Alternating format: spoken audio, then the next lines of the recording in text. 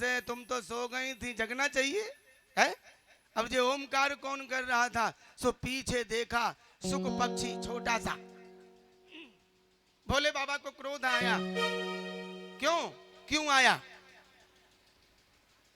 बोले इसने अपराध किया है भगवान की कथा का। क्यों? बोले पीछे बैठ करके कथा सुन रहा है, ये अपराध होता है कथा का। हाँ, इसने गलती की, कथा को सामने बैठ के सुनना चाहिए, कथा की चोरी की। भोले बाबा को क्रोध आया, त्रिशूल को लिया और बस उस सुख पक्षी के पीछे दौड़ लगा दी। दौड़ते दौड़ते दौड़ते दौड़ते पक्षी आगे, भोले बाबा पीछे। चलते चलते सीधे पहुंच गए बद्री नारायण धाम। या नारायण बद्री नारायण धाम में रहते हैं व्यास जी, और व्यास जी की पत्नी का नाम है वेटिका। संतान नहीं हुई, काफी समय हुआ। ऐसा वर्णन महाराज, वेटिका व्यास जी की पत्नी बालों को केसों को सुखा रही थी और जोर से उबासी आई। जब आई और तुरंत वो सुख पक्षी छोटा सा मुख में होकर के गर्भ में चला गया। सज्जनों, वही भोले बाबा तो लौट ही गए, अब तो बाहर है नहीं, तो गर्भ में प्रवेश कर गए। भोले बाबा अपने स्थान चले गए। और ऐसा वर्णन भागवत जी में है कि महाराज 12 वर्ष तक मां के गर्भ में रहे। विचार करो, ऐसे वीतराग जिन्होंने अमर कथा का पान किया है सुखदेव जी। 12वां वर्ष चल रहा है, गर्भ से वेद ध्वनि आती है। माता वेटिका ने पति व्यास जी से कहा, बोले महाराज पतिदेव, हमारे गर्भ से वेद की ध्वनियां निकलती हैं। तो महाराज उन्होंने कहा, व्यास जी ने कोई सिद्ध पुरुष होगा। हाथ जोड़े व्यास जी ने और कहा, बोले भैया कोई भी हो, अब तो बाहर आ जाओ, हैं, गर्भ से बाहर आ जाओ। अरे तुम्हारी माता को कष्ट होता होगा, कष्ट होता होगा, इसलिए बाहर आ जाओ ना। तो गर्भ से आवाज आती है, बोले मुझे नहीं आना। क्यों नहीं आना?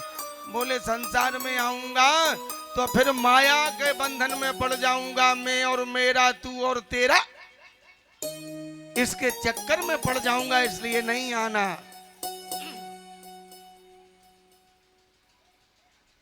और यदि भगवान स्वयं आकर के विष्णु कह दे कि हमारी माया का असर नहीं होगा तो ही आऊंगा, तो बंधुओं भगवान विष्णु को कहना पड़ा, सुखदेव इस माया का तुम्हारे ऊपर, हमारी माया का कोई असर नहीं होगा। तो वही महाराज जन्म लिए वेटिका के गर्भ से।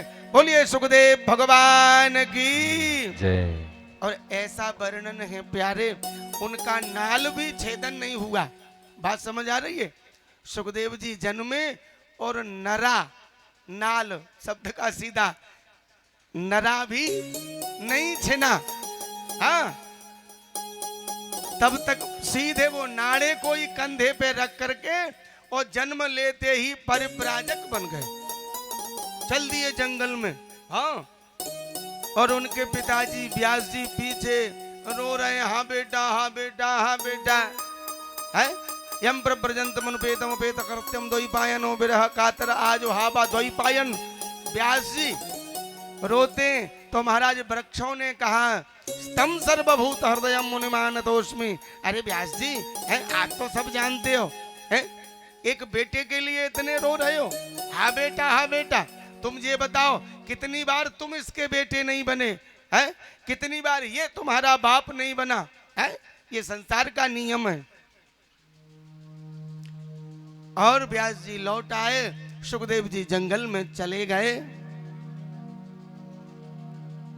और समाधिस्थ हो गए सज्जनों। और यहां पर भागवत जी में शौनकादि ऋषियों ने जो प्रश्न किए थे ना